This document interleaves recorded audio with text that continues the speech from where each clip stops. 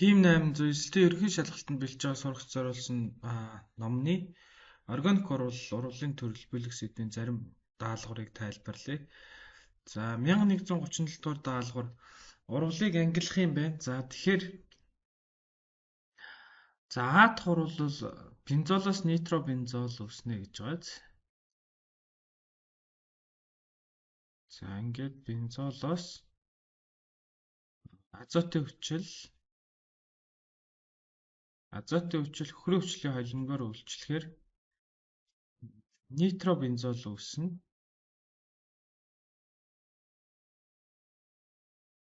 За тэгэхээр энэ бол зүгээр л яах нь халдцах урвал гэсэн үг. Энэ бол EC электрофил халах урвал явж байна гэсэн үг. Ус төрөгч нь одоо бензолын энэ цагираг дээр байгаа ус төрөгч нь яаж ийнө? Нитро бэлгээр халагдаад цаана ус үснэ гэд ингээ бичиж болно. За.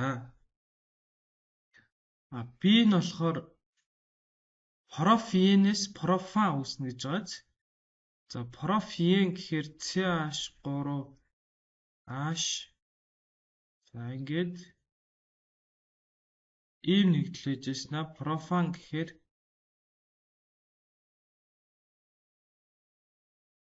за ингээд дэлгэмэл томьёогоор биччихье.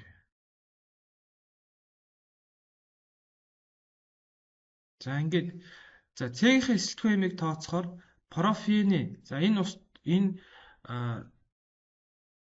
за ингээд 1 2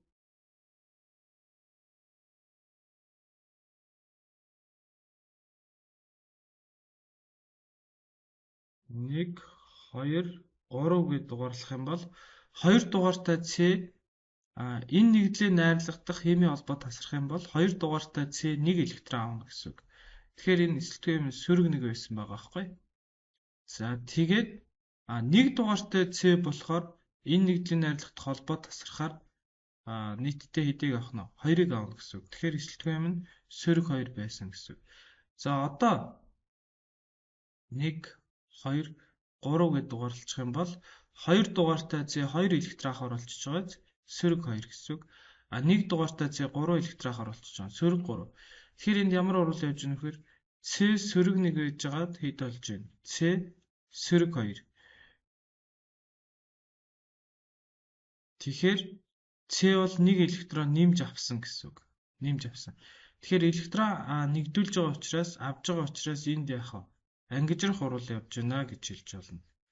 C нь эсэлтгүй хэм сөрөг 1 байж байгаад сөрөг 2 болно гэдэг бол 1 электрон нэмж авсан ангижрах урвал гэсэн үг.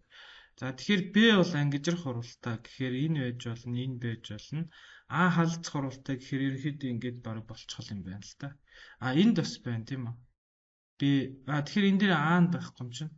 А зүгээр халдцах урвал гэхээр за ер нь ингээд зөв хариулт нь бол B л юм байна л да.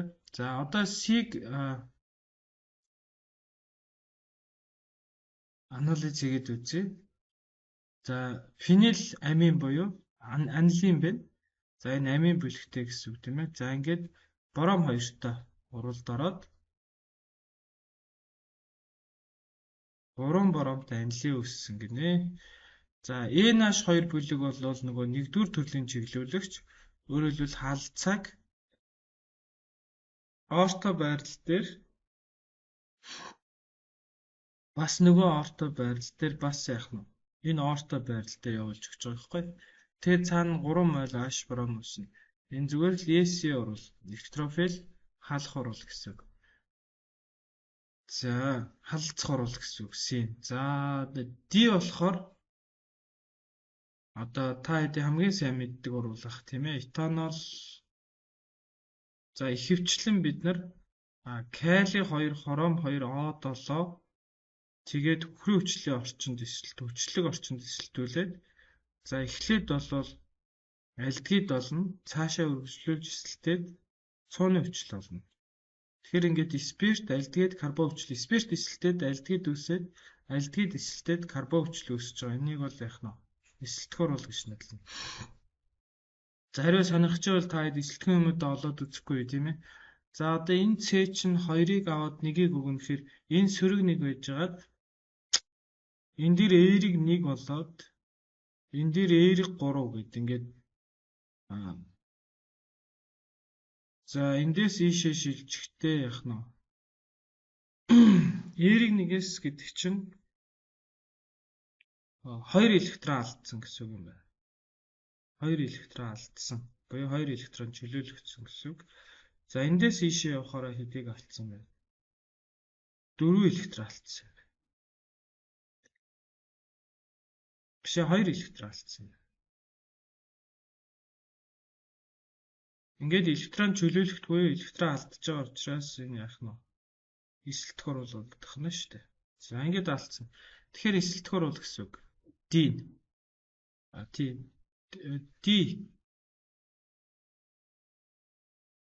D эсэлтгөр бол энэ тийм ээ. За E болохоор толгой бол бас бензоны хүчил үүссэн гэж байгаа биз.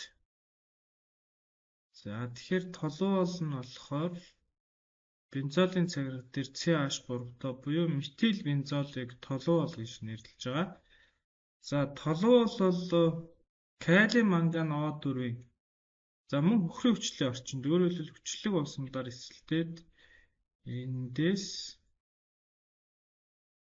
бензоны хүчил үүсэж байгаа байхгүй.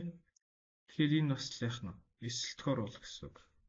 За ингээд орлуудаа 2 EC орвол 1 ангижрах орвол тэгээд үлдсэн эсэлтгөр бол гэдэг. За дараа нь иймэрхүү урвалын схем байна. За ийм схем бол маш их орж ирдэг. За эхлээд ацетилен дээр ус нэмэх юм байна. За ингээд аашаа ааш гэж нэмчих тийм үү. Тэгэхээр мэдээж нэг C дээр нь ааш нь нөгөө P холбоонд тасраад нэг C дээр нь ааш нь нөгөө C дээр нь ааш нь очно гэсэн. За энэ бол тогтворгүй нэгдэл. Өөрөөр хэлбэл давхар холбоотой C дээр OH байхаар ямар шилжилт явдаг вэ гэхээр давхар холбоо ийшээ шилжээд устөрөгчийн атом нь энэ C рүүгээ шилждэг гэсэн үг л дээ. За ингээд эндээс CH3 давхар холбоотой O-той ийм альдгид үүсэж байгаа гэсэн. За альдгид нь цаашаа зэсийн оксидоор эсэлтэх юм байна. За ингээд зэсийн оксид мэдээж эсэлтүүлэгч. Тийм учраас зэсийн оксидоор эсэлтээд карбон хүчил үүсэх юм байна. За карбон хүчил нь цаашаа холоор хоёртой гэрлийн нөлөөнд оруулж орж байгаа юм байна. Тэгэхээр энэ бол альфа С. Нэг альфа С гэж нэрлэх нь шүү дээ. Тэгэхээр альфа С дээр халдцах урвал явагдаад за ийм холоорт этаны хүчил үүсэж байгаа гэсэн. За тэгээд бид нөгөө нэг урвалын төрлүүдийн тодорхойлох юм байна. За энэ бол мэдээж нэгдэх урвал тий P холбоон дээр очиж яаж байна? Ус нэгдэж байна. За энийг нэгдэх гэхээс гадна бас гидратацийн урвал гэж болно. Гидротац гэж бичдэг баха. Гидратац. За дараа нь болохоор альдгидээс карбон хүчил үүснэ гэхээр мэдээж эсэлтэх урвал. За тэгээд энэ CH3-ын устөрөгч нь халагдж байгаа учраас энэ бол яах нь халалцах урвал. За ингээд нэгдэх тэгээд эсэлдэх тэгээд халалцах гэхээр D-ийн зөв хариу болж байна тийм ээ. Давхар холбоон дээр ус очно нэгдээ. Гэхдээ гуравчин холбоотой нэгдлийн үед жоохон өрмөц байдлаар нэгдэж байгаа тийм ээ. Эхлээд за нэг C дээр нь устөрөгч нөгөө C дээр нь OH очоод дараа нь энэ устөрөгчийн шилжилт болоод O-н давхар холбоо үүсгээд альдгид үүсгэж байгаа байхгүй. За хойно бас иймэрхүү урвал гарч байна. За органик урвалын тэгшгэлээс гидратацийн урвалыг сонгоно гэж байна. За сая ярьчлаа тийм. Ус нэгдэж байгаа урвалыг. За ер нь за энэ ихний урвалыг бол одоо гидрогенжих урвал гэж нэрлэдэг. Гидрогенжих гэдэг. За дараагийнх нь болохоор галогенжих урвал гэж нэрлэж байгаа. Галоген нэгдэх нь шүү дээ. За дараагийнх нь гидрогалогенжих гэж нэрлэж байгаа. Гидрогалогенжих. Галогент ус төрөгч нэгдэж байгаа гэсэн үг. За дараагийнх нь болохоор одоо гидратац байна. Гидротац. За энэ ус нэгдэх гэсэн үг. За тэгээд хамгийн сүүлийнх нь бол мэдээж яах нь полимерч оруулаа тийм ээ. Давхар холбоотой нэгдлүүдийн давхар холбоонд тусраад өөр хоорондоо олон тоогоор холбогдохыг полимерч гэж байгаа. За одоо нөгөө гидратацийн өмнө яаж ийнө вэ?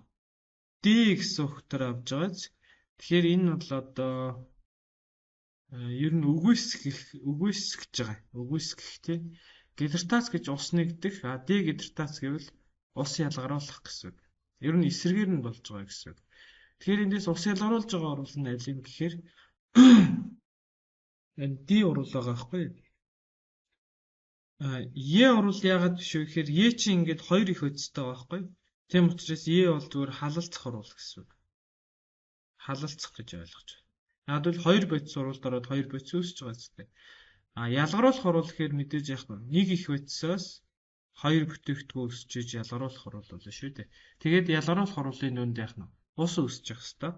Тэгвэл дегидратацийн урвал болох нь шүү дээ. Ус нэгдэжвэл гидратацийн урвал, ус ялгаруулж ивэл дегидратацийн урвал. За энэ сая ерөнхийдөө ярьсан зүгээр эндээс би энэ поликонденсацийн урвалыг одоо тодруулж ярья гэж бодоод энэ бодлогыг оруулсан. За фенол энэ этанолтой нэгдээд эхлээд ийм нэгдлийг үүсгэж байна л да. За энэ нэгдэл нь цаашаа яаж байгаа юм бэ гэхээр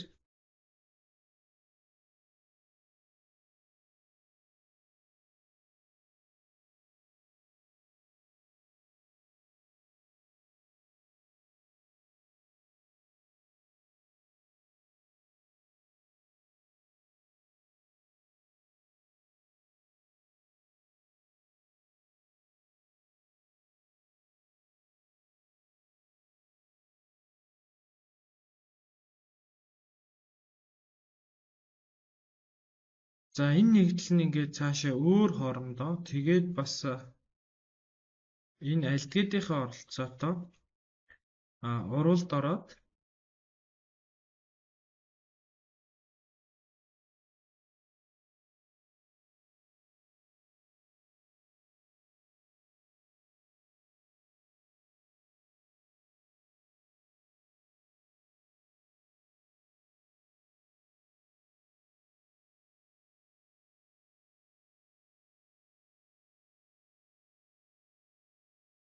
за ийм нэгдлийг үүсгэж байгаа байхгүй. Тэгэхээр энэний цаана юу үүсэх вэ гэхээр 2 мол ус үүснэ. За энэ OH-аас эндээс OH нь салаад эндээс одоо O нь салж эндээс эндээс OH салаад эндээс бас OH салж байгаа гэсэн үг. За тэгээд сайн ярих юм бол эндээс ч гэсэн яах нь ус төрөх салж байгаа шүү дээ. Ингээд нийтдээ 2 O байхгүй болж байгаа учраас эндээс 2 мол ус үүснэ гэж болно.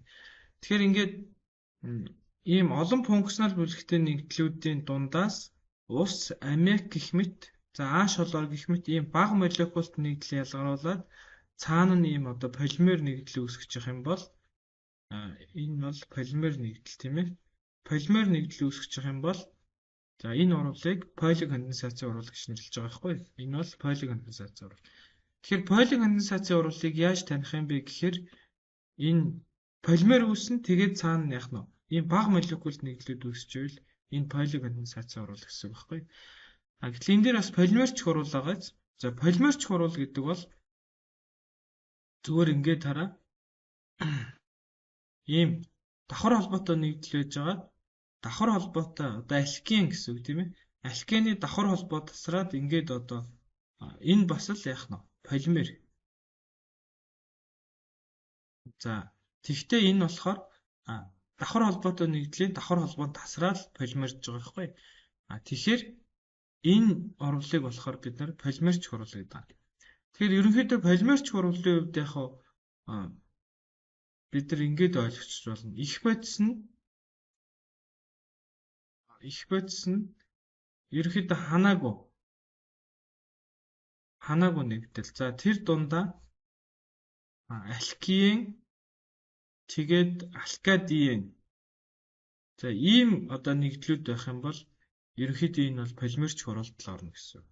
Гэтэл функционал бүлэг агуулсан нэгдлүүд урвалд ороод полимер үүсгэх юм бол тэр бол поликонденсацийн урвал гэсэн.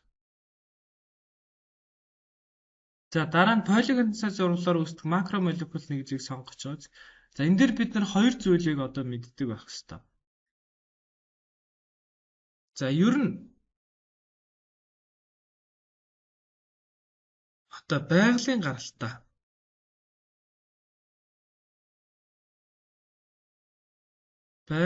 гаралтай макромолекулт нэгдэл.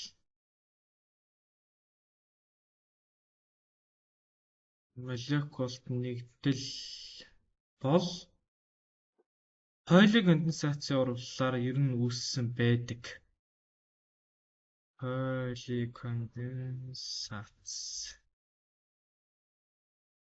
Хоёулын конденсацийн урвалаар үүссэн. За нэгдүгээрт бол ер нь ихэнх тохиолдолд шүү. Урвалаар үүснэ. За тэгэхээр бид нар нэгдүгээрт энэ дотроос байгалийн гаралтай нэгдлүүдийг бол мэддэг байх юм бол бас зөв хариулт сонгох боломжтой. Хоёр дахь нь нэршил нь хойлоо гэсэн ухтуур авсан байвал тий. Хойлоо гэсэн ухтуур авсан байвал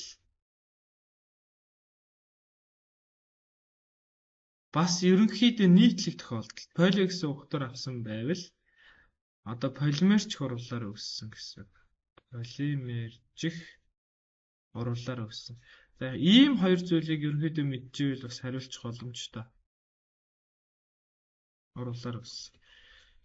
Тэгэхээр хараа энэ полипропилен, полиэтилен, полистирол гэд ингээд нэрнийхээ өмнө поли гэсэн ухтурууд авсан байгаа. Тэгэхээр энэ дандаа полимерч урвалаар үүссэн гэсэн. За байгалийн гаралтай гэхээр цардуул. За тэгээд найлон, уураг. За эднэр бол яах нь байгалийн гаралтай байхгүй. Тэгэхээр бид нар поликонденсацийн урвалаар үүссэн гэхээр C-ийн зөв хариу гэсэн байхгүй. Байгалийн гаралтай гэдгээр нь таньж болно. Эсвэл нэршил нь урдаа поли гэсэн ухтур аваагүй учраас бас поликонденсацийн урвалаар үүссэн юм байна гэж хэлж болно. За дараа нь кетоныг гаргаа авч болох урвал гэхээр би та хэдэд одоо энэ схемийг харахыг санал болгож байгаа. Тэгэхээр энэ кетон байна. За кетоныг энэ спиртээс гаргаж авч болж байна. Эхний шар сум тийм байгааз. За энэ спиртээс кетоныг гаргаж авч болно. Спиртийг эсэлтүүлээд кетон гарч болох юм байна. Өөр кетон руу ирсэн сум энэ дээр бол хараахан байхгүй нэ тий. За тэгэхээр бид нарт энэ дээр хоёр дахь спирт эсэлтэх гэж байгааз. Тэгэхээр хоёр дахь спирт эсэлтэх урвалаар бид нар кетоныг гаргаад авч болно. За хэрвээ одоо ингээд CH2OH. За энэ бол анх дахь спирт тийм ээ. За анх дахь спиртийг эсэлтүүлэх юм бол альдгид дамжаад карбон хүчил үүснэ тийм ээ. Харин ийм хоёр дахь спиртийг эсэлтүүлэх юм бол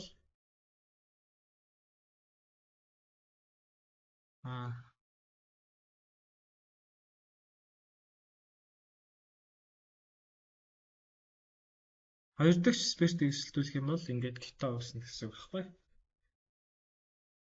За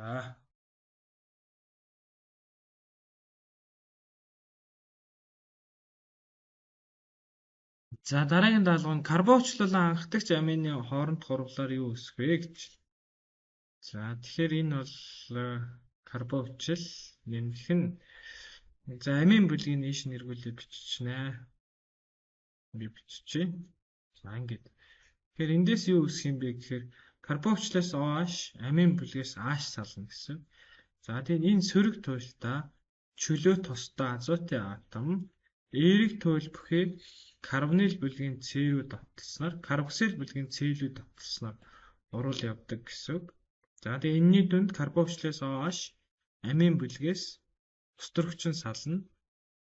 Ингээд за ийм нэгдэл үүсэж байгаа. Энийг бид нар пептид гэж нэрлэнэ. Пептид. За энэ холбоо болохоор пептидийн холбооч гэж байгаа. Бас яах нь амидын холбооч гэж нэрлэж байгаа.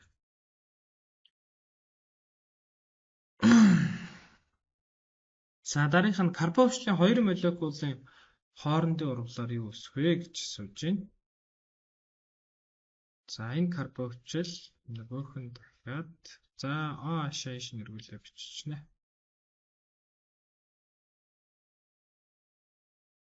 За Тэгэхээр одоо энэ OH-ын чөлөөт хос электрон бүхий сөрөг туйлтай C энэ карбоксил бүлгийн эерэг туйлтай C рүү давталснаар урал явагдана. За энэний дүнд нэг карбовчлээс OH, нөгөө карбовчлээс H сална. За ингээд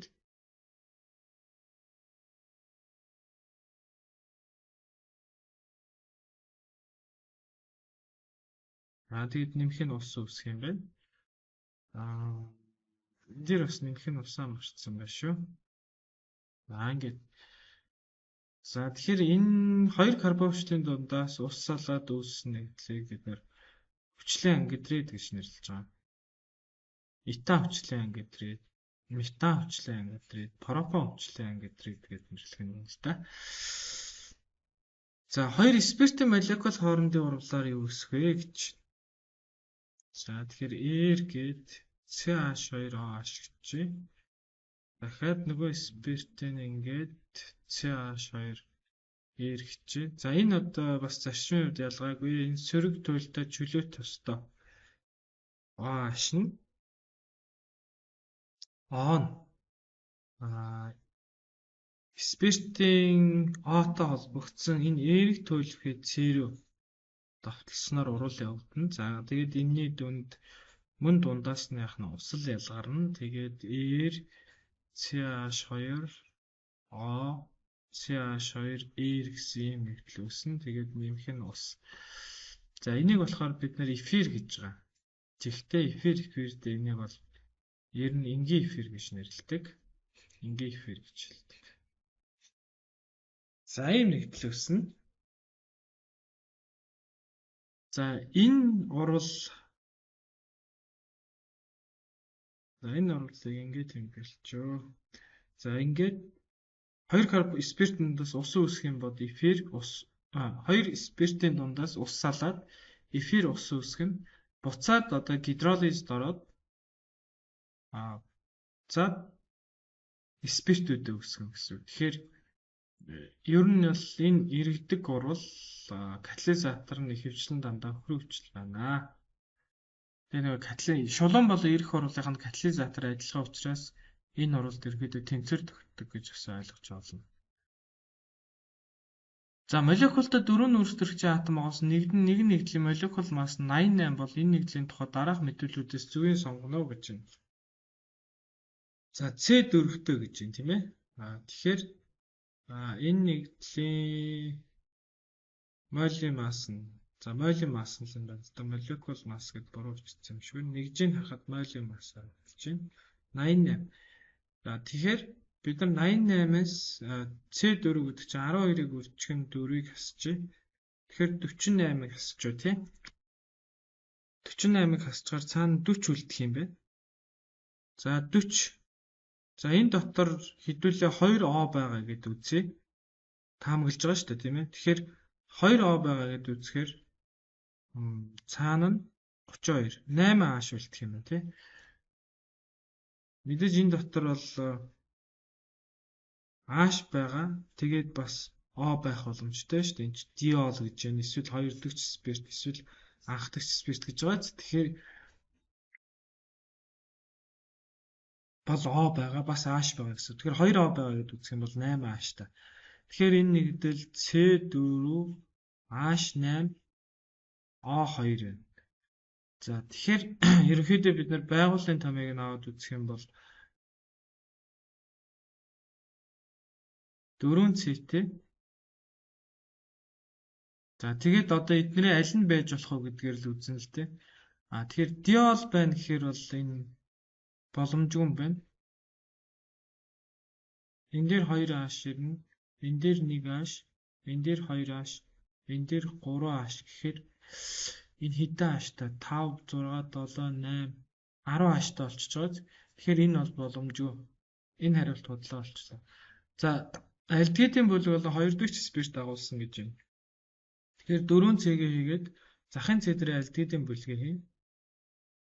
За тэгээд 2 дахь спирт гэхээр за аль нэг дээр нь O шиг хийчих юм байна. Тэгэхээр энэ дээр 2 H, энэ дээр 1 H, энэ дээр 2 H гэхээр за 1 3 4 5 7 болчихов. Энэ дээр 3 ааштай шүү дээ. Энэ дээр 3 ааштай. Тэгэхээр 3, 6, 8 ааштай. За энэ тохирж байна. Кетон бүлэг агуулсан анх дагч спирт гэж байгааз. Тэгэхээр 4C-тэй захын C дээр O ааштай юм байна. За кетон нь энэ дээр хийчих яах. Тийм бол энд 2 ааш, энд 3 ааш гээд 5, 6, 8 тохирж байна. Тэгэхээр 2 болон 3 дугаар нэгдэл байх боломжтой байна гэж зөв хариулт нь Е. За метил меркаптан гэж байна тийм. CH3 тэгээд SH юм байна л да. За энийг хүчил төрөгчтэй шатахаар юу өсвэ гэж. Мэдээж энэ C байгаа учраас CO2 үүснэ. H байгаа учраас ус үүснэ. За тэгэд илүүдэл хэмжээний агаарт гэж байгаа учраас SO3 үүснэ л дээ. Хэрэв хүчил төрөгч дутагдaltaй бол магадгүй CO SO2 үүсэх боломжтой. Гэхдээ илүүдэл хэмжээний агаарт гэж байгаа учраас S бол одоо E-ийг 6 хүртэл оксид үүсгэн гэсэн үг л дээ. Тэгээд CO2, H2, SO3 байна. За дараа нь энэ болохоор нэг ацетилен гаргаж авдаг урвалаар эхэлж байгаа ийм урвалын схем байна. Кальцийн карбидыг устай харилцан үйлчлүүлээд за эндээс кальцийн гидроксид тэгээд C2H2 гээд ацетилен үүсэж байна. За энэ бол АН гэсэн үг. За энийг яг ер нь бол этин гэсэн үг. Гэхдээ одоо уламжлалт нэршил гэх юм да тий ацетилен гэж нэрлэж байгаа. За дараа нь этин дээрээ түрүүний бидний үзсэн ус нэмж байна. За ус нэмэхээр нэг C дээр нь H, нөгөө C дээр нь OH очно гэсэн. За тэгээд эндээс холбооны шилжилт бол ус төрөгчийн шилжилт болоод CH3 за ингээд альдгид үүснэ гэсэн. За энэ бол энийг бол этанайл гэж нэрлэнэ. За уламжлалт нэрш. За түүхэн нэршил болох болов. Энийг бол цууны альдгид гэж нэрлэж байгаа. За цууны альдгидыг цааш нь ус төрөгчөөр нэгдүүлж байна. За ер нь ангижрах урвал явж байгаа гэсэн. Тэгэхээр карбонил бүлэг дээр очиж ус төрөгч нэгдээд за ингээд этанол буюу одоо этилийн спирт үүсэж байна гэсэн. За ийм орол явсан байна. Ацетилен цууны альдгид этилийн спирт. За дараагийнх нь энэ болохоор нөгөө бас ацетилен гаргаж авч байгаа орол юм байна. Метаныг одоо өндөр температурт халаагаад за тэгээд эндээс CO2, H2 нэмэх нь 3 мол ус төрөгч үүсэж байгаа. За дараа нь ацетилен дээр ус нэмж байгаа юм байна. Тэгэхээр CH3 за ингээд цууны альдгид үүсээд за цаашаа цууны альдгид эсэлтүүлж байгаа юм байна.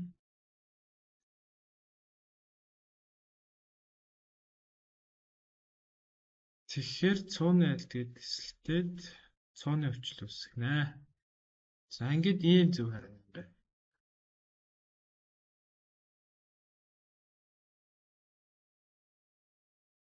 За ер нь энэ ацетилений одоо устдаа нэгдэж байгаа орвол хөхрийн өвчл тэгээд одоо мөнгө усны сульфат гэсэн ийм нөхцөлд орвол явж байгаа. Энэ орволыг бас Кочаровын орвол гэж нэрлэдэг шүү дээ. Кочаровын орвол. Органик орволууд ч бас хүний нэрээр нэрлэгдсэн орволууд нэлээд их байдаг.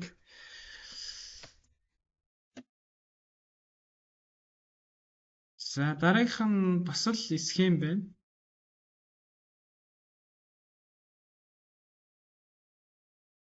Этиен дээр ус нэмж байгаа юм байна. За тэгэхээр аль нэг C дээр нь за энэ орвол бас хүчлэг орчинд явдаг. За хөхрийн өвчл, фосфорын өвчл хэрглэж болно. За хөхрийн өвчлийн орчинд явчихж байна.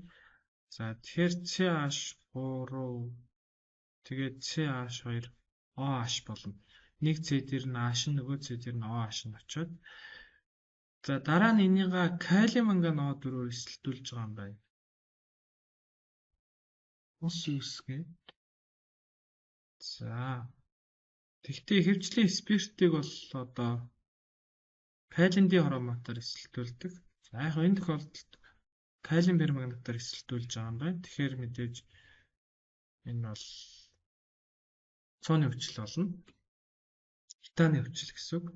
Этанол тэгээд этаны өвчл. Этанол тэгээд этаны өвчл. Үсгэн. За хамгийн сүүлд этаны өвчлээ пропанолд оруулж байгаа юм байна. За OH бэлгийг ингээд эргүүлээ биччихье. CH2. За ингээд оруулаа өгдөн.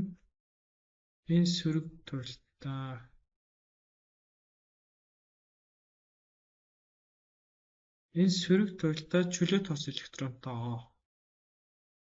Энэ О карбоксил бэлгийн эерэг туйлбарыг C-рүү давтснаар оруулаад явдаг гэсэн тийм ээ.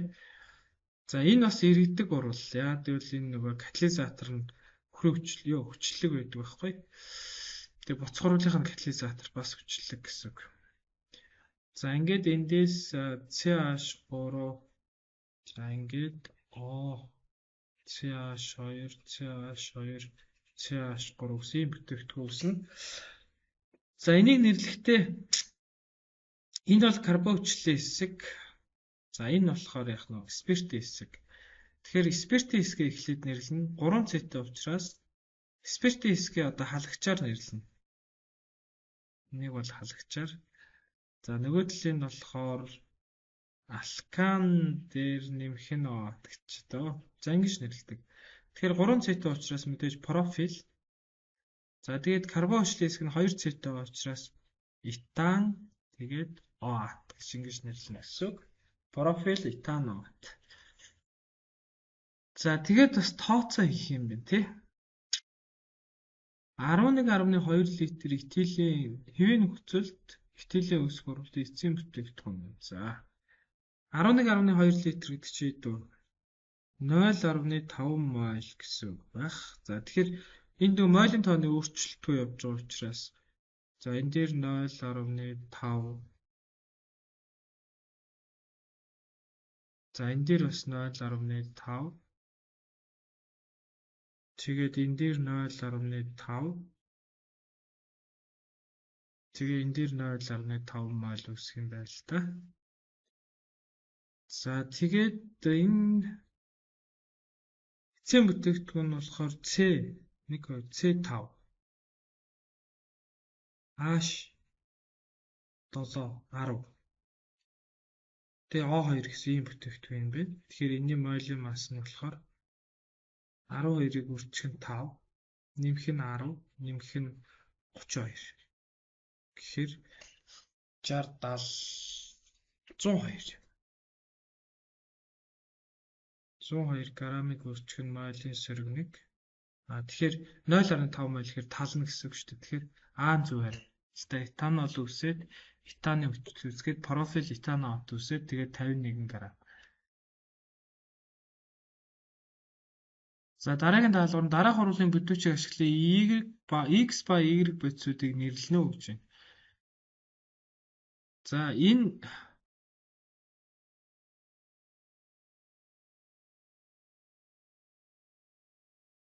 X бодисыг эсэлтүүлсэн юм байна. Тэгсэн чинь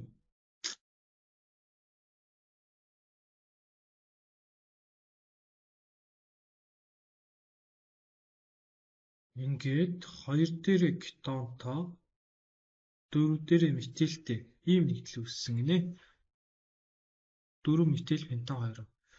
Тэгэхээр одоо буцаагаад энэ нэгдлийг ангижруулж бол. За натрий бор H4 эсвэл яг нь литий алюмиум H4-ийг аль нэгээр ангижруулах нь шүү дээ. Тэгэхээр кетон ангижраад спирт болчихно гэсэн. Тэгэхээр энэ x нэгдэл гэсэн үг байхгүй. X нэгдэл. Тэгэхээр x нэгдэл нь 4 метил пентан 2 оол 4 метил пентан 2 оолтой угсаа нэг л юм байна шүү дээ. За тэгэхээр зөв хариу нь бол ер нь C болох нь ойлгомжтой болчлоо. Тэгээ эсэлтээ кетон үүсэж байгаа гэдэг бол ер нь 2 дахь спирт гэсэн үг. За тийг цаа ойлгохгүй бол яг энэ кетон бүхий С дээрэл спиртийн бүлэгтэй байсан гэдээ ойлгочих болно. Тэгэхээр бид нэр эсэлт хуруулаар кетон гаргаж аавна гэхээр спиртийг эсэлтүүлж кетон гаргаж аавна л гэдэг юм аа яг мэдчих юм бол энэ хялбархан хариулж боломжтой шүү дээ.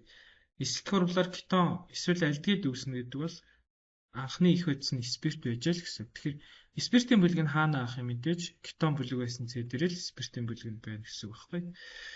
За дараа нь болохоор Y нэгдэл юм байна. За тэгээд мөн эсэлтүүлээд 3 метил бутанал гэхээр ингээд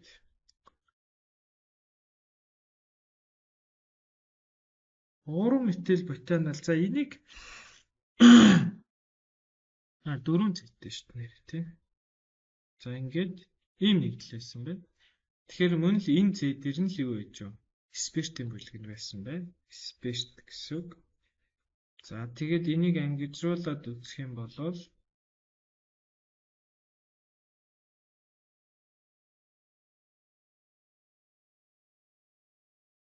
ийм нэгдэл байсан байна шүү дээ. 3 метил бутан нэг бол 3 метил бутан. За ингэж зөв хэрэг C боллоо. Чиндээс дугаарлаа шүү дээ. 1 2 3 4 гэдэг явчих. Тэгээд 3 метил бутаныг ол байжээ. За дараагийнх нь бас урвалын хэсэг юм байна. Нөгөө л 3-ын холбоотой ацетилентэй этинтэй урвалын хэсэг юм байна. За энийг устай урвалд оруулаад цууны альдгээд үүснэ. За дараа нь энийг зэсийн гидроксидтай урвалд оруулахаар энэ нөгөө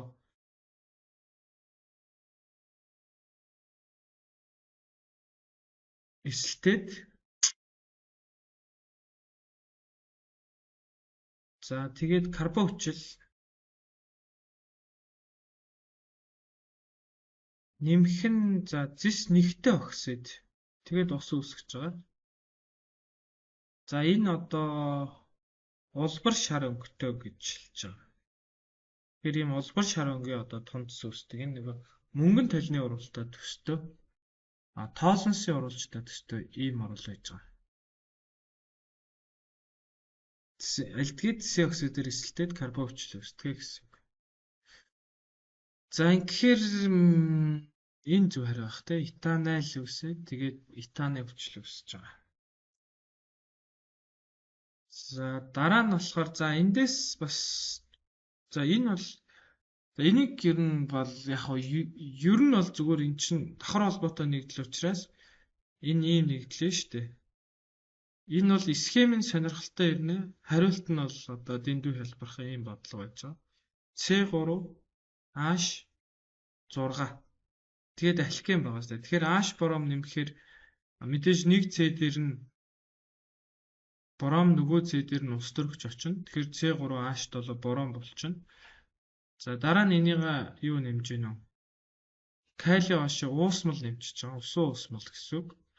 За тэгэхээр халдц хурал явагдаад C3H7OH нэмэх нь H бором үүснэ гэсэн үг. Ингээд маш хялбархан одоо сонгочих боломжтой. Зөв хараа юм. Гэхдээ энэ дээр би юу хэлж өгье гэж бодож оруулж ирсэн бэ гэхээр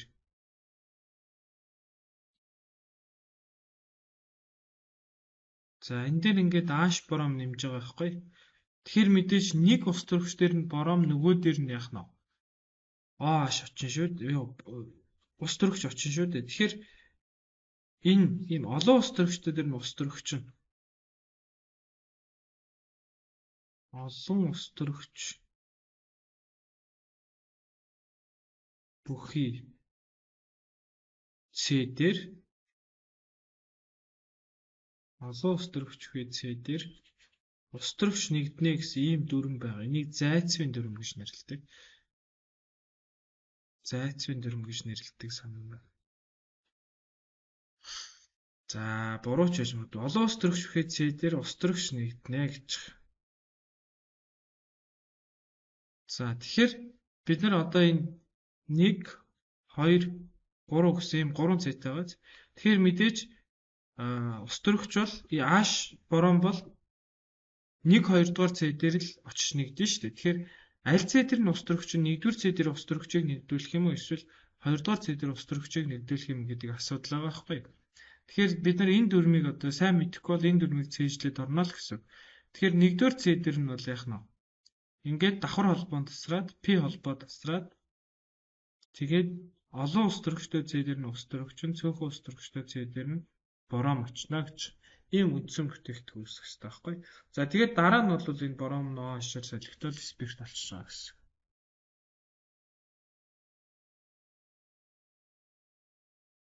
За дараагийнх нь бас хялбархан оруулна. Тэгтээ бас яг энэ чинь нэг хансан нэгдэл байгаа байхгүй. Тийм учраас холоор хоёртой урвалд орохоор мэдээж нэгдэхгүй. Тэгээд та хэд бас энэ нөхцөлийг сайн харах хэрэгтэй. Ингээд галог нэмээд гэрлгээд өгсөн бол энэ ерөөхдөө дандаа халдцах урвал явна гэсэн үг байхгүй. Түрүүн нэг карбовчлын альфа C дээр явж ирсэн шүү дээ. Яг тэрнтэй адилхан. Галогны гэрлийн нөлөөнд л нэмж байгаа бол халдцах урвал явна гэж ойлгочих. Тэгээд аль нэг C-гийнх нь ус төрөгч нь холоороор халагдаад тэгээд цаана H холоор үүснэ гэсэн. За тэгээд ялгаагүй нөгөө холоор нь цаашаа явах нь OH-аар халагдаад тэгэхээр C2H5 холоор тэгээд C2H5 OH гэсэн юм л төгтгүү үсэх юм байна л да. За C юм байна. За дараагийнх нь энэ дээр бас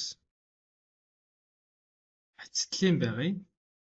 За тэгээд энэ дээр 2 мол ус төрөгч нэмнэ гэж байгаа.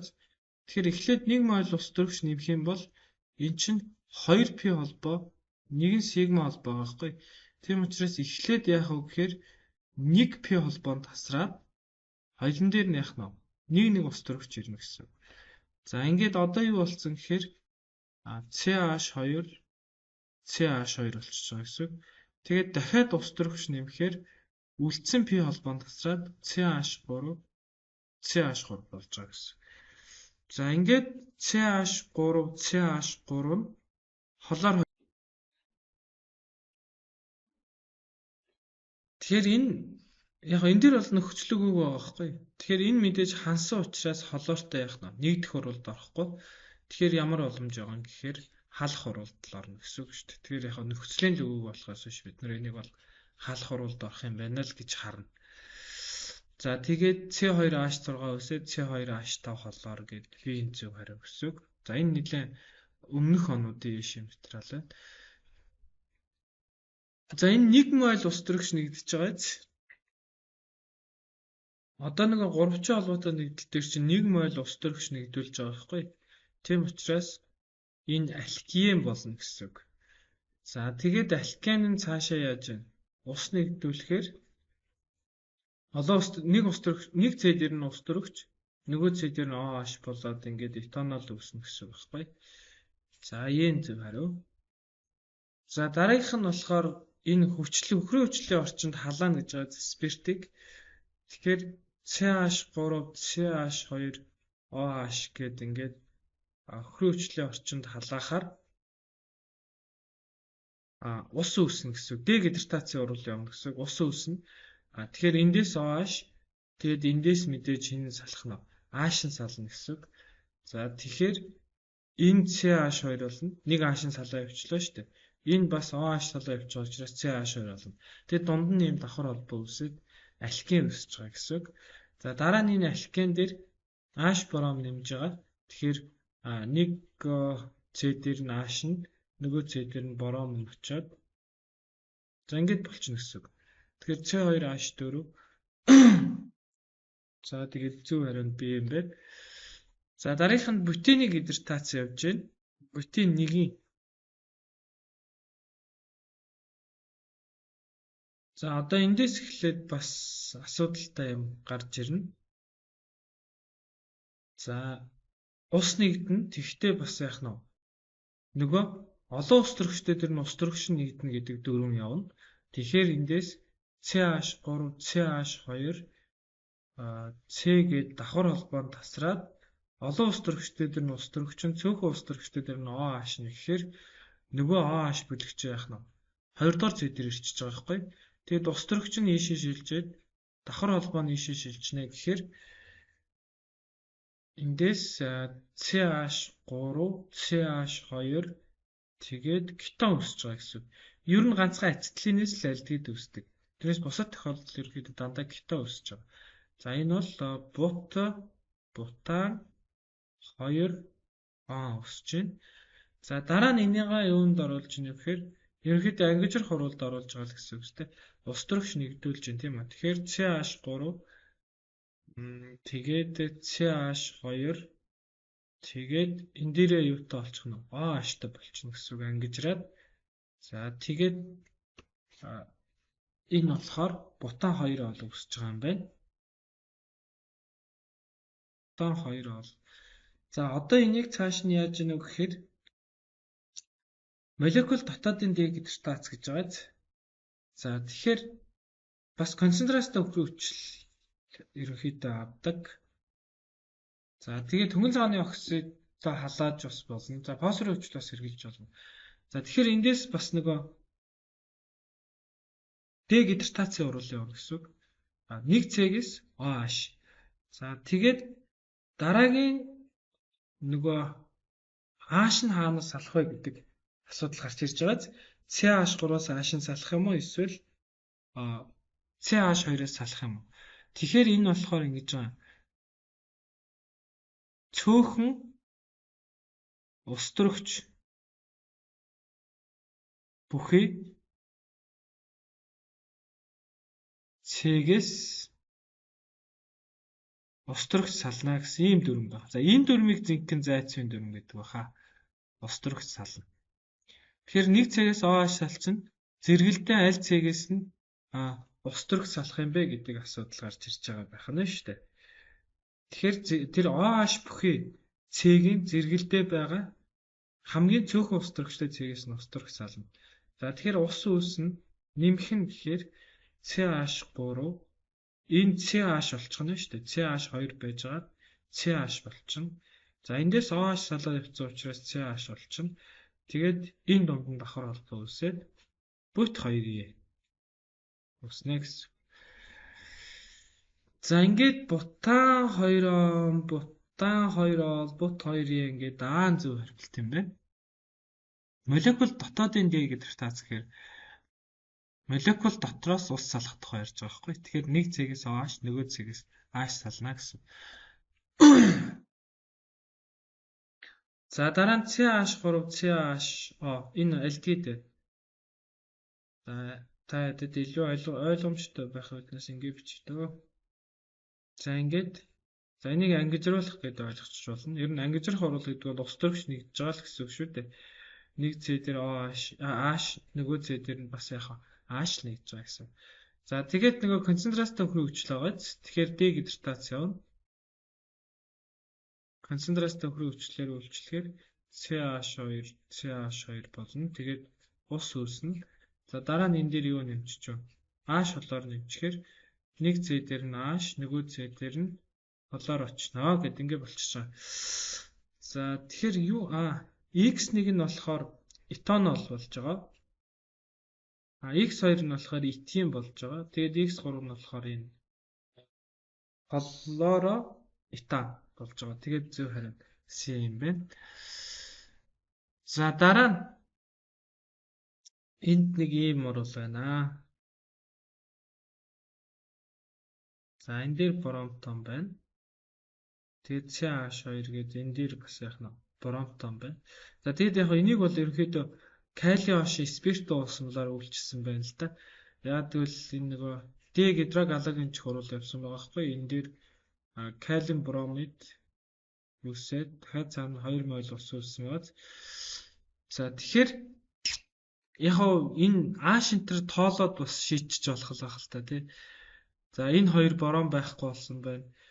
За дээрэс нь эндээс нэг H гэдэг чинь 4H гэдэг чинь кали OH нь бүр 2 мол орох юм биш үү? 2 мол кали бором өссөн юм шиг. Тэгэхээр эндээс нийтдээ 2H сална гэдэг бол энэ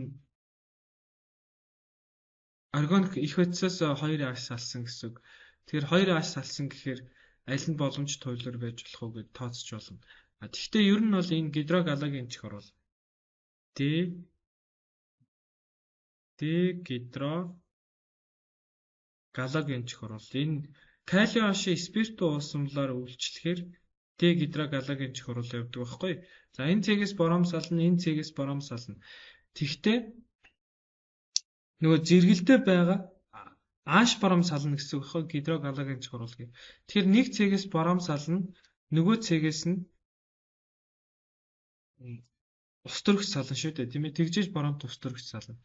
Тэгэхээр одоо зэрэгэлдээ гэхээр энэ одоор тэмдэглэсэн C, энэ одоор тэмдэглэсэн C. Тэгэхээр нэг талд нь 2 ус төрөгчтэй, нөгөө талд нь 3 ус төрөгчтэй байгааз. Тэгэхээр мэдээж энд бол 2 ус төрөгчтэй C-гээс нь л эхэлж ус төрөгч нь салах нь л та. За тэгэхээр хэдүүлээ энийг ингээд шатлаад үзье.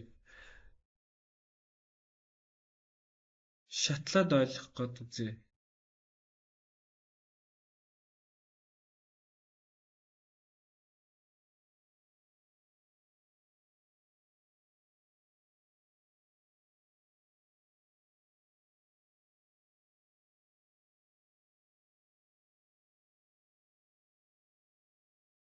За ингээд дугаарлалч 1 2 3 гэж дугаарлалч. За тэгэх юм бол эхлээд хэдүүлээ 1 дугаартай цэгээс боромын салгая заа. За 1 дугаартай цэгээс бором салгахаар энэ сонголтгоо 2 дугаартай цэгээс л яах нь ус төрөгч сална гэсэн үг. Тэгэхээр CH3 ингээд C бором тэгээд CH2 болчихно шүү дээ. Тэгэхээр энэ дунд давхар холбоо үүснэ гэсэн үг. За тэгээд нэмэх нь юу өсчих нь вэ? За H бором гэвчиж. Яг нь H бором нөгөө кали OH-тойгоор ороод кали бором өсөж байгаа байхгүй. За дараа нь эндээс одоо 2 дугаартай цэгээс яах нь бором сална. Тэгэхээр зэрэгэлдээ нь CH2 CH3 байгааз. Тэгэхээр мэдээ цөөхөн ус төрөгчтэйхээс CH2-оос ус төрөх салах байхгүй. Тэгэхээр ингээд C үлдээд энд нь яах нь CH үлдэнэ. Тэгэхээр энэ донд нь 3 холбоо үсээд нэмэх нь H бором өсөж байгаа. Энэ H бором нь кали OH-той оруулалт ороод калиум боромид болж байгаа гэдээ ойлгочих болно л да. За ингээд зөв хариу нь болохоор B гэсэн үг. За дараагийнх нь концентрацтай хөрийн хүчлээ харьцаад толгоолыг 3-ыг харьцах нь 1 гэхээр ерөнхийдөө одоо бүх байрал дээр халдсан явна л гэж хэлж байгаа. CH3 бол 1-р төрлийн чиглүүлэгч. За тийм учраас 3 мол азотын хүчил тэгээд катализатор нөхрийн хүчил байгаа. Тэгэхээр CH3 бол 1-р төрлийн чиглүүлэгч учраас боломжит бүх байрал дээр гэхээр хоёр орто байрал дээр нитро чухал явна. Дахиад пара байрал дээр нитро чухал яваад нэмэх нь 3 мол ус үсэх юм байна. За ийм орол явчихсан гэсэн. Тэгэхээр энийг бид нар нэрлэхдээ за толгоол энэ хэсгийг толгоол гэх юм бол мэдээж орто пара тэрийн нитро толгоол гэж нэрлэж. Урвалын төрлийн хувьд бол халдцах урвал шүү дээ. Халдцах урвал орто пара тэрийн нитро толгоол. Энэ хоёр байрлалыг яг халагчийн зэрэгэлдээ байрлалыг орто гэж нэрлэж байгаа. Халагчийн яг эсрэг талын байрлалыг болохоор пара гэж нэрлэж байгаа. Тэгээ энэ өөрөө 1-р төрлийн чиглүүлэгч. Тийм учраас халдцааг яах нь орто пара гэж чиглүүлж байгаа. 1-р төрлийн чиглүүлэгч.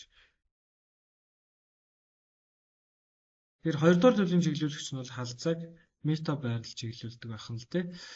За дараа нь холоор бензолыг азотын хүчлийн ойлгомжоор үйлчилж байгаа юм байна.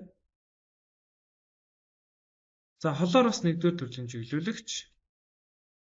Тэгэд концентрацтай азотын хүчил хөрийн хүчлийн ойлгомжоор.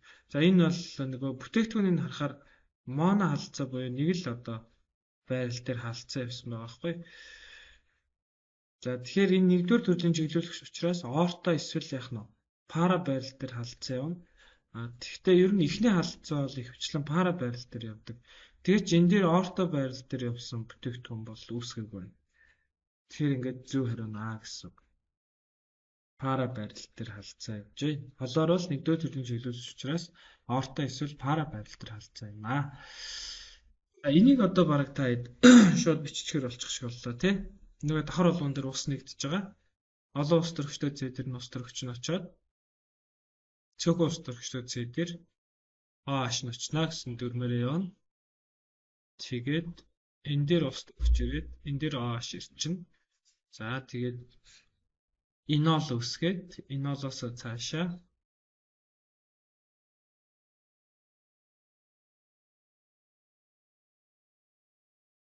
импто үсгэнэ. За холоортой гэрлийн нөлөөнд гэж байгааз. За тийм учраас халдцаа явна. Гэхдээ энэ дээр за шууд юу атсан. Тэр алкан дээр явдаг халдцаа л явна гэсэн үг шүү дээ. Төрөний бидний нөхөд C2H6 дээр явуулсантай төстэй халдцаа C2 H4 холоор болоод нэмэх нь H холоор өснө. Гэрлийн нөлөөнд учраас халдцаа явна. Гэхдээ гэрлийн нөлөөнд дандаа халагчтай халдцаа явдаг байхгүй. Арены хувьд арены уламжлалтэй арены гомологийн гишүүний хувьд ийм бензолын цагиргатай тэгээд цагирга дээр ийм халагчтай байх юм бол гэрлийн нөлөөнд халдцаа халагч дээр явдаг гэсэн. Халагч дээр халдцаа яв. За ингэ зөв хариу нь бол D юм байна. Цагирга дээр явахгүй гэсэн. Катализатортай байх юм бол халдцаа цагирга дээр яв. За одоо энэ дээр нэг асуудал байгаа. Тэр нь ямар асуудал вэ гэхээр за энэ мэдээж гэрлийн нөлөөнд бором нэмж байгаа учраас энд яах нь халдц хурал явна. Тэгтээ аль ус төрөгчийг халах вэ гэдэг асуудал байгаа. Энд чинь CH3-аас халж болно тий. Эсвэл CH2-аас халж болно. Эсвэл CH-аас халж болно. Тэгэхээр энэ дээр ямар дүрм байгаа юм бэ гэхээр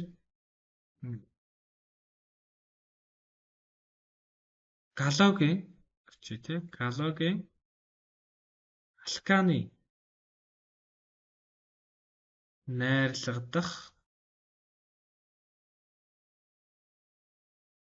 найрлагдах ус төрөгчийг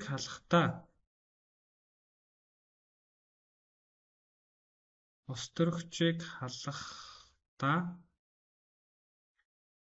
хамгийн цөөхөн ус төрөгч бүхий цэгээс ус төрөгчийг хална. Хамгийн цөөхөн ус төрөгч бүхий нүүрс төрөгчийн атомоос ус төрөгчийг хална гэдэг ийм дүрм байна.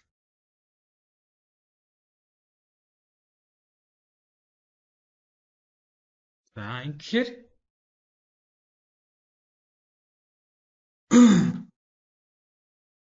ус төрөгч нь хаанаас халагдах вэ гэхээр CH3, CH2, CH гэж байгааз. Тэгэхээр хамгийн цөөхөн ус төрөгчтэй гэхээр CH-аас ус төрөгчийг хална гэж хэлж байгаа байхгүй. Энэ бүтээгдэхүүн үндсэн бүтээгдэхүүн байна. Тэгэхээр CH3, CH2, C за ингээд CH3 энэ дээр яах нь бором ирнэ гэж байгаа. CH3 нэмэх нь H бором. Энд халж болох 3 төрлийн ус төрөгч байна шүү дээ. CH3-аас ус төрөгчийг халж болно, эсвэл CH2-аас халж болно, эсвэл CH-аас халж болно.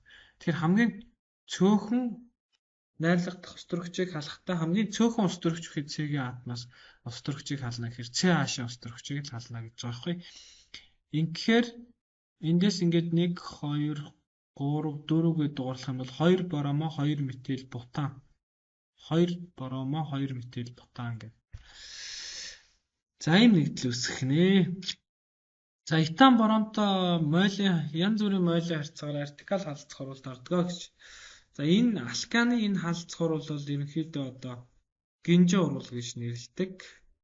Энэ бол одоо хэрвээ явуулаад ах юм бол бүх ус төрөгчийг одоо дуустал урал явах боломжтой. За ингээд H бором үүснэ. Дахиад өргөжлүүлээд энэ дахиад бором хоёртойгоо ороод C2H4 бором 2 тэгээд H бором үүснэ.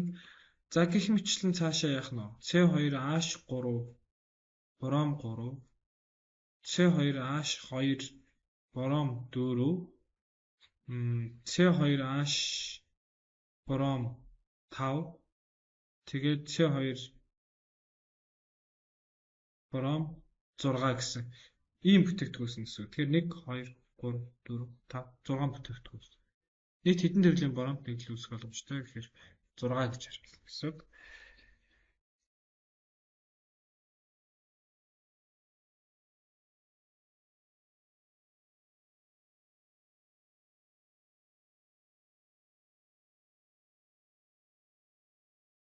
За дараа нь өгсөн нэгдлийн хөхрөн хүчлийн оролцоотой халаах замаар гаргаж авдаг бол их хойцыг сонгоно гэж. За энэ нөгөө карбон хүчил спирт ойрын дундаас ус салаад үүснэ.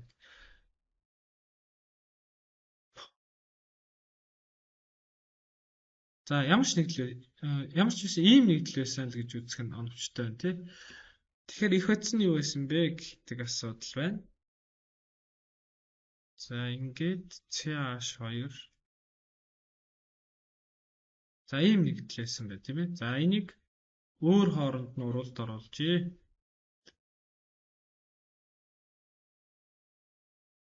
За ингээд өөр хооронд нь хөхрөн хүчлийн оролцоотой оруулахаар энийг буруу тийш навлаа авчихсан. Зөв л.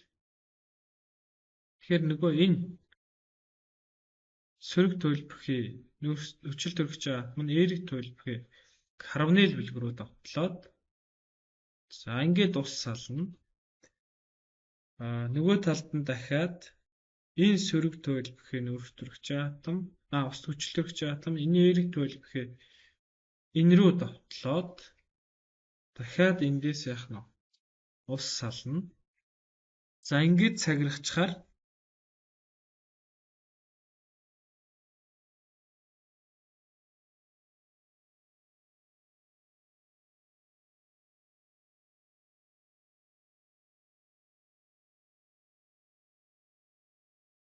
за ийм нэгдэл үүсэж байгаа гэсэн. Тэгэхээр яг ингээд тэг шимээр нь хуваагаал тооцсон л да. Гэхдээ бид тэг шимээр нь хувааж тооцохдоо энэ нөгөө нийлмэл ферд үүсэж байгаа холбоогоо харна. Энэ нийлмэл фер холбоо байна шүү гэдгийг харж ээж ингэж тэг шимээр хуваана гэсэн үг.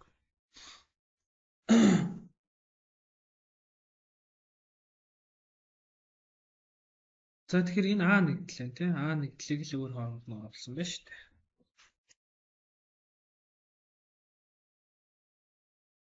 За дараа нь калий ус спирттэй ус мэлтэй гэхээр ер нь миний түрүүний ярьсан болоо явчлаа. Галагант ус төрөгч ялгарна.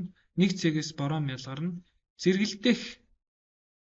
Зэргэлдэх хамгийн цөөх ус төрөгчтэй цэгээс ус төрөгч нь сална гэхээр CH3C CH3 энэ жоохон сонирн болоо явчлаа шүү.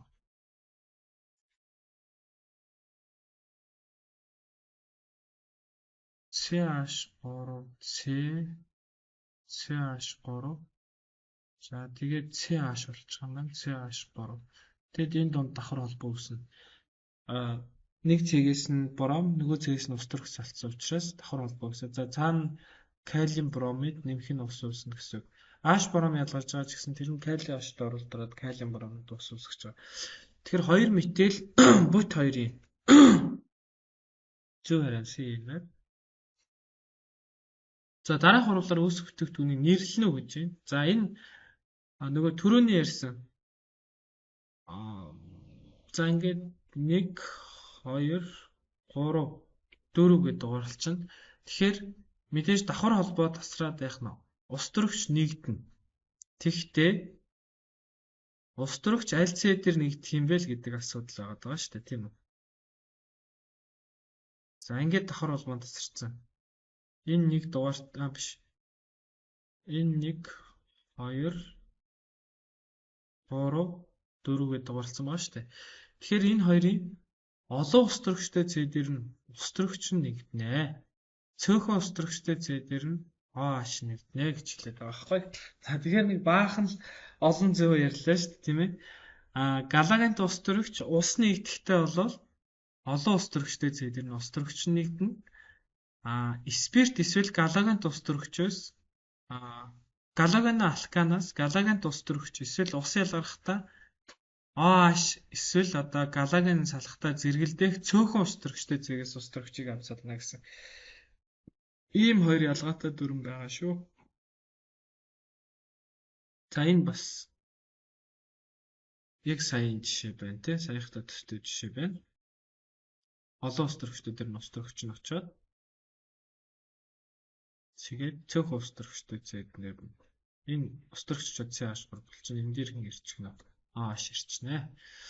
За профены химийн шин чанарыг илэрхийл гэж байна. Тэгэхээр профен болвол мэдээж ханаагүй нэгдэл учраас бүх төрлийн нэгдэх хуралд орно. Жишээлбэл ус төрөгчийн галидтэй нэгдээд CH3 CH дээр нь цөөхөн ус төрөгчтэй учраас галид дээр нь олон ус төрөгчдүүд нь ус төрөгч нь очно. За калиум перманганатын. За энэ алкены уран шүү дээ. Энийг заавал профен ч гэдэг явах хэрэгтэй тийм ээ. Зүгээр алкенээр жишээлбэлээ биччихье.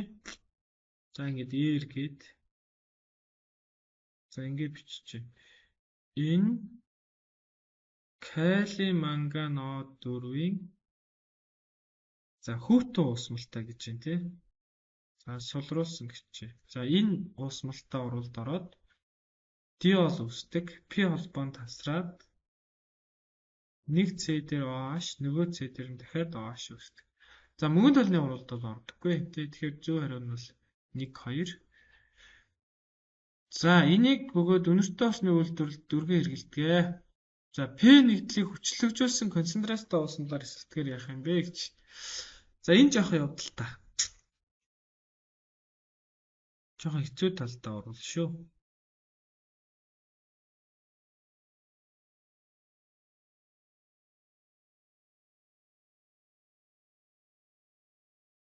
За энэ концентрацтай хүчлэгжүүлсэн гэдээ явуучаар ер нь хүчтэй эсэлтүүлэгч болчихж байгаа. Калиум манган O4-ийн концентрацтай. Тэгээд дээрээс нь яах нь хүчлэг уусмал болчихно шүү дээ. Тэгэхээр шууд тасраад эсэлтэнэ. За тасарч эсэлтээд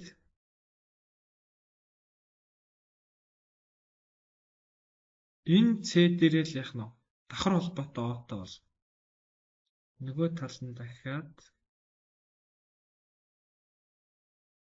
ингээд тасарсан хоёр C дээрээ л яах.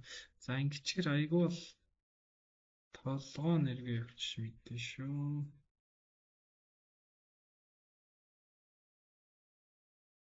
Чийсэн дээр хоо аашааш нүгээр бэлтгээд өгөл. За ингээд тэгээд бас энэ нөгөө нэг OH байгааз энэ бас эсэлтээд карбон хүчил болчих واخгүй. За ийм болчихно. Тэгээд энэ хоёр чи хоёлаа альдгээд байгаа байхгүй. Хоёлаа альдгээд.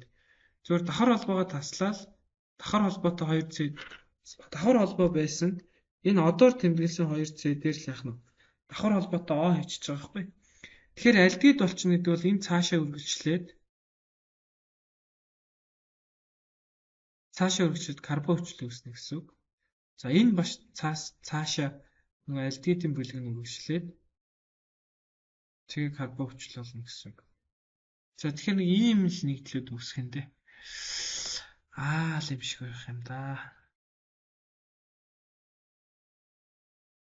Хоёр талтай карбон хүчилт тий. За ингээд болчихлоо.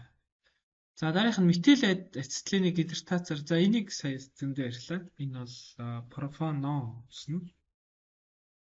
Жилхэн төрлийн даалгавар бас нэлээд оруулчихжээ. Гидрогалагын чих орул гэж байна тий. CH3 C холоор тэгээд CH2 CH3 гидрогалагын чих орул гэхээр калиум OH юм уу натрийн OH спирт уусамлаар үйлчилж байгаа. За тэгээд эндээс галагын сална, эндээс яах нь зэргэлдэх цөөхөн ус төрөгчтэй зээгээс ус төрөгч нь салаад энэ дээр нэг ааш нь марччих. За ингээд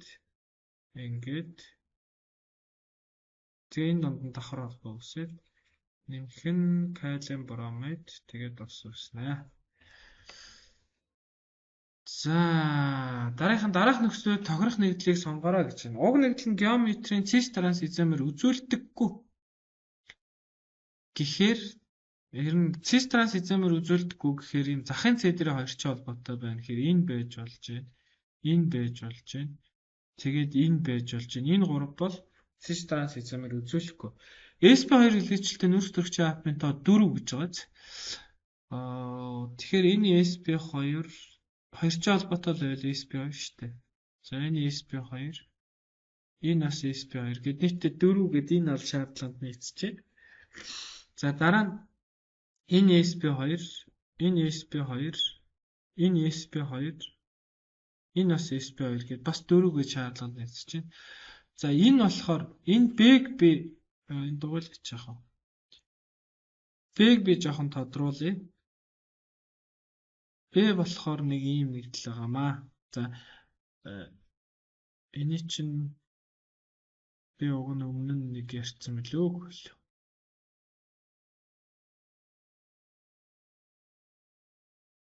За ийм нэгдэл байгаа. Тэгэхээр энэ P холбоо, энэ бас P холбоо, энэ сигма, энэ сигма. За тэгэхээр энэ мэдээж SP, энэ SP. Яг л 2P холбоо үүсгэсэн учраас энэ C бас SP болчихж байгаа байхгүй. Яг л 2P холбоо үүсгэсэн. За энэ бол SP2. Энэ болохоор бас яах нь SP2. Тэгэхээр энэ бол шаардлаганд нийцэхгүй болоо явсан. Тэгэхээр одоо боломжит А болон E үлдчихэж байгаа гэсэн. Нөгөө 4 SP2 илэрчлээ 4 нүүрс төрчээ. За тоолцсон урагштай ордог гэхээр захын цэдрийг 3 холбоотой байх хэрэгтэй гэдэг ингээд аан зүг хариу болж байна.